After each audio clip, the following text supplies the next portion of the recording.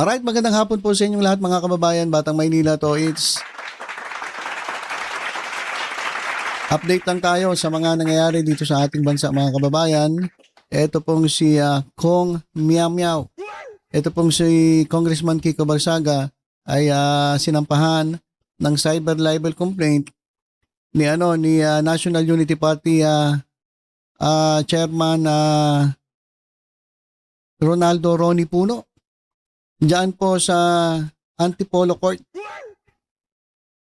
O bakit po sinampahan itong si Kiko Barsaga, ito si Kong Miao Miao? Kasi po itong si Barsaga ay may akusasyon po na itong National Unity Party lawmakers, so hindi lang si Puno, lahat po ng miyembro ng National Unity Party. Ito pong National Unity Party ay political party po ng tatay ni Kiko Barsaga na kung saan siya rin po ay miyembro. So wala pong pinipili. Wala pong pinipili ito si Kiko Barsaga.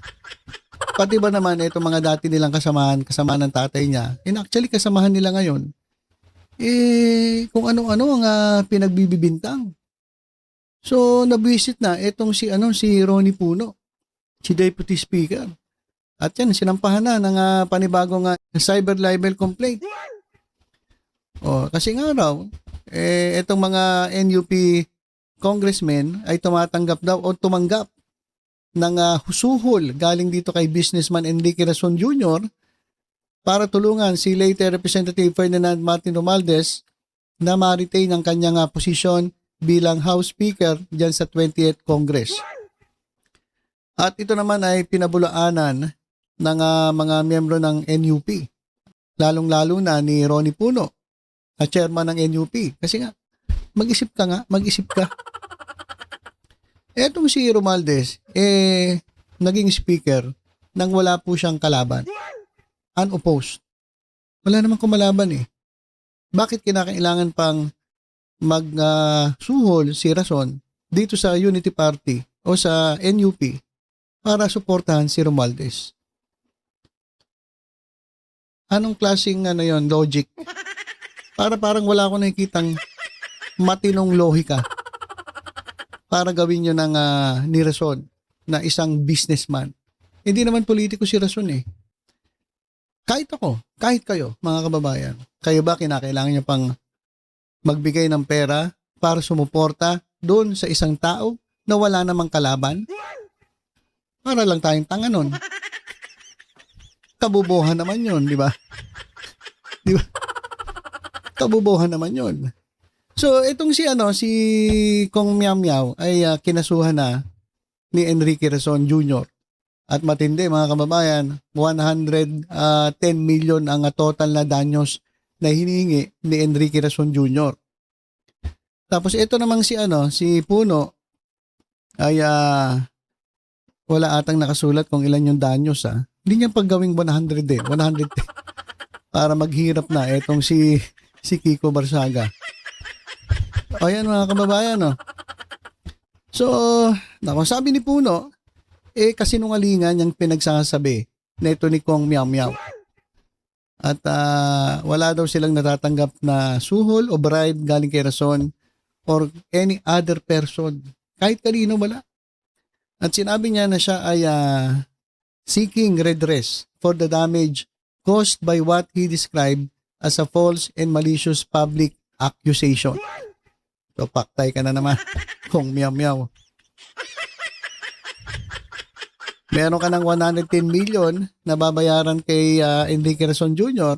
Ito, meron ka na naman panibagong kaharaping cyber libel complaint. At mga kababayan for your information, ayan po si Ronnie Puno, si Deputy Speaker. Ayan, kinasuhan na si Kong Miao Miao. Ayan. Ito mga kababayan, si Kong Miao Miao ay na-interview po dyan sa programa nila Ramon Tulfo. Kahapon. At ito nga po, post ni Ramon Tulfo, ngayon lang, kahapon yan So sa post niya, just now, suspended Cavite Congressman Kiko Miao Miao Barsaga has publicly apologized to Ricky Rizon for linking the billionaire businessman to corruption in the House of Representatives. Kasi sabi nga niya, ito pang mastermind, si Rizon pa, mastermind ng korupsyon dyan sa Kongreso. Aba, matindi. Matindi yung bintang ni Kong Miao Miao. So, siya po ay sinampahan ng kaso ni Rizon. Kaya nga, etong si Kong Miao Miao ay humingi po, gumawa po, o nag-public apology dyan sa programa nila na TNT o Tito Mon and Tony Clint podcast. O yan, mga kababayan. At sabi ni Barsaga, he was willing to face consequences of his misdemeanor. So, tanggap niya na nagkamali siya. Tanggap niya na mali, na dinamay niya etong si Rizon dito sa katangahan niya. Diba? Katangahan yun eh. Bakit kaya ganun, no? Paano ka nagkakaroon ng lakas ng loob na magsalita sa isang tao? At pagbibintangan mo ng matinding akusasyon na wala ka palang basihan. Inamin niya, wala siyang basihan eh. Kaya nga siya nagsorry. Oh, magsusorry ka ba kung meron kang basihan, kung meron kang resibo, kung meron kang ebidensya? Nagsorry siya dahil wala. Saka alam niya talo siya. Eh wala namang sagot dito si Enrique Rizon. Kung patatawarin niya si Kong Miao Miao. Eh baka tuluyan to. Baka tuluyan to. Alam niyo kung bakit? Kapag etong si Ronnie Puno kinausap etong si Enrique Rizon na ituloy yung kaso, paktay ka.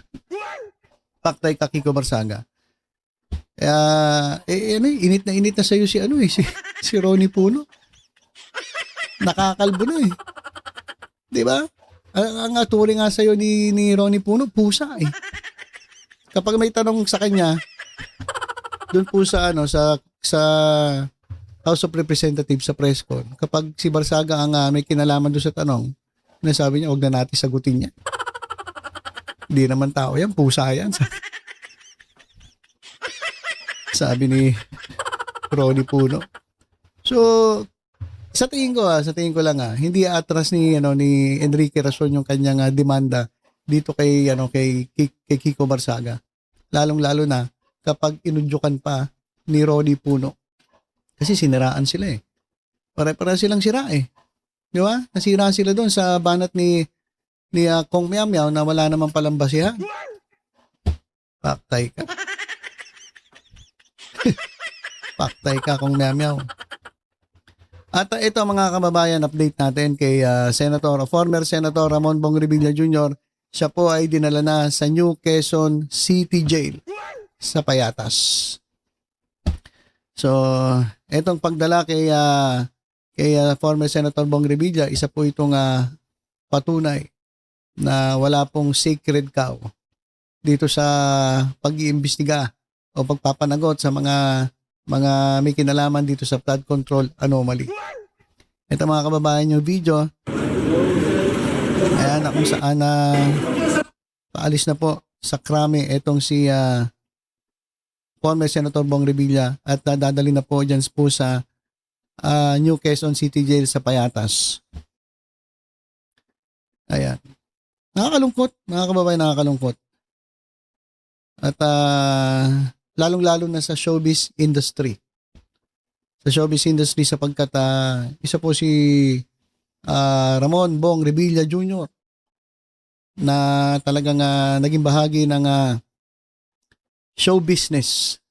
Marami siyang naiambag dyan sa pelikulang Pilipino. Marami siyang napasayang mga Pilipino sa pamamagitan ng pelikula. Pero iba po kasi pagdating po dito sa politika. Kaya yung iba, ako payo ko sa inyo kung kayo mga artista, huwag na kayo magpolitika. Kasi mahirap. Tingnan mo si Robin. Senador nga. Pero kung lait-laitin ang mga tao, sabi bobo raw, walang alam. Di ba parang ang sakit-sakit nun? Ito naman, si former Senator Bong Revilla, may mga naiambag na rin naman sa politika, pero mas malaki na iambag niya sa pelikula. Ngayon, ito, tingnan niyo. Nakakalungkot, lalo-lalo na kung yung mga miyembro ng pamilya na halos lahat politiko rin. Ito nga si Jolo, si Jolo nasa likod.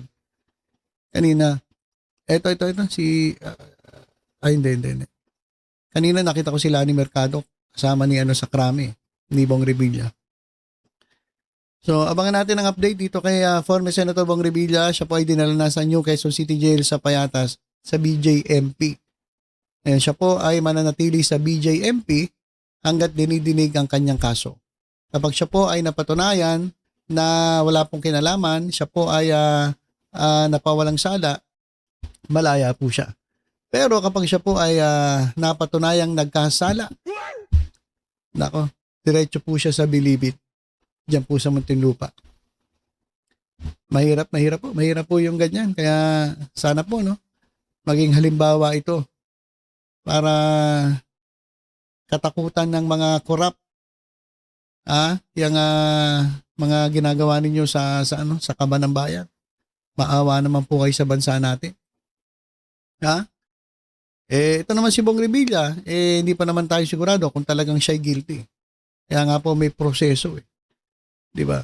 Kaya nga po may proseso at pagdating sa korte, doon niya ilalaban, doon niya patutunayan na wala siyang kinalaman kasi sabi niya wala daw siyang kinalaman sa binibintang sa kanya. So abangan natin kung ano magiging resulta ng kaso ni former Senator Bong Revilla Jr.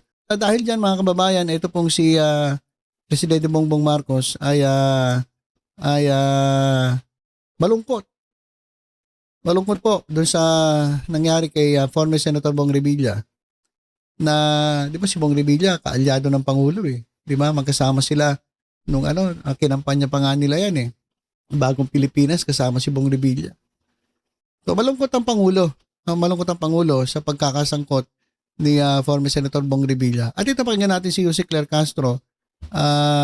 Siya po ang nagbigay ng balita tukol nga sa naramdaman ng Pangulo tungkol dito sa arrest warrant laban kay former Senator Bong Revilla na kaalyado nga niya yan po sa kanilang ticket sa pagkasenador nung nakaraang eleksyon. Pakinggan natin si Jose Claire Castro. Tanong natin kanina, ang Pangulo, nung tayo ay nagkaroon ng meeting with him, tinanong ko siya kung ano nararamdaman niya. Sabi niya, malungkot siya. Dahil nakasama niya ito sa alyansa. At kaibigan niya, si Senator Bong Revilla. Pero, ganun pa man, proseso pa rin naman na naig. So, yun na lang po. Kailangan po pagdaanan ito dahil may proseso. Still, sinasabi po niya na malungkot po siya sa nangyari. Tanong natin kanina. Okay. So, ganun po talaga, no? Kahit kaibigan mo, kasama niya sa alyansa ng alyansa sa Bagong Pilipinas ba yun? So, bagamat ganun, kahit kaibigan mo, wala kang magagawa kasi proseso. Proseso po yan na dapat daanan. Panalangin na lang natin Senator Bong Revilla pati yung kanyang pamilya na malampasan na itong pagsubok na ito. At kung talagang wala siyang kasalanan, edi malaya siya. Pero kung napatunayan na talagang siya isangkot, ayun po ang mas nakakalungkot. Kasi po, diretso siya sa bilibid. So ilan po muna mga kababayan ang ating update. Si Kong Miao Miao, kinasuhan po ng panibagong cyber libel complaint. Ngayon naman ng grupo ng NUP. Pagkatapos siyang sampahan ni Rason ng cyber libel at wala pa tayong balita kay Rason kung ina-atras na niya kasi nagsorry daw si Kong Miao Miao kay Rason eh. At eto mga kababayan, dinala na po sa BJMP, New Quezon City Jail sa Payatas si dating Senador Ramon Bong Revilla para kaharapin ang kanyang kaso ng may kinalaman po sa flood control anomaly. So ilan po muna mga kababayan, tutok-tutok lang po dito sa Batang Maynila to. It's a mga placing at po tayong lahat. God bless po.